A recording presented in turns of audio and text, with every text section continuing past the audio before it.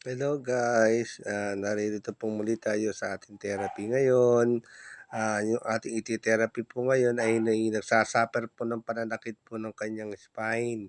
Ngayon po, tinanggal na po natin siya para po makaayos na po siya sa pag-upo at pagtayo. Ito po, panoorin nyo.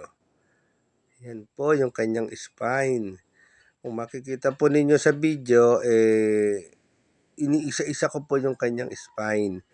Kasi po, umipit po yan mula po sa itaas ng ulo hanggang dito po papunta sa balakang. Tinanggal ko lang po yung sounds kasi medyo maingay po. Pero kung maririnig nyo po sa totoong video, talaga po nagsasuffer ko nung umaaray po siya dyan. Dahil nga po sa sobrang sakit nung kanya nararamdaman. Yan po. Kung makikita po ninyo, inumpisahan ko po dito sa pinaka-braso. Kasi naglalak po mula dyan sa spine. Kung makikita po ninyo, iniisa-isa ko yung spine niya kasi po may nakaipit pong ugat. Yan. Umaaray po siya dyan. Kung makikita po nyo sa totoong video kasi kinat ko po yung sounds dahil po medyo maingay.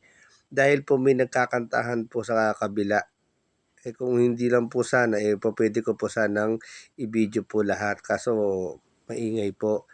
Yan po. Kung makikita po ninyo, iniisa-isa ko yung ugat niya na nakaipit doon sa pinaka-spine. Kasi po, yun po yung nagpapahirap sa kanya, sa kanyang paglakad, sa kanyang pagtayo. Ayan po. Yan. Hanggang po sa mga ribs niya, namamaga po siya. Yan. Kung makikita po nyo sa video. Okay. Yan po. Ngayon po, pag isa-isa ko po niyan, isinunod ko naman po yung bandang, yung bandang gitna. Ayan, yung gitna na po tayo. Kung makikita po ninyo, laki ng ipit niya. Ayan medyo gumagalaw-galaw po siya dahil nasasaktan po siya. Ayan po. Aray. Masakit po talaga ito lalo na pag umipit po yan. Okay, salamat po. Yan po, nakita po ninyo kung paano ko po inayos yung ating kliyente at sana po lagi po kayo magpapalo po sa ating page. Salamat po sa mga panonood ninyo at sana po ay lagi po kayo mag-iingat.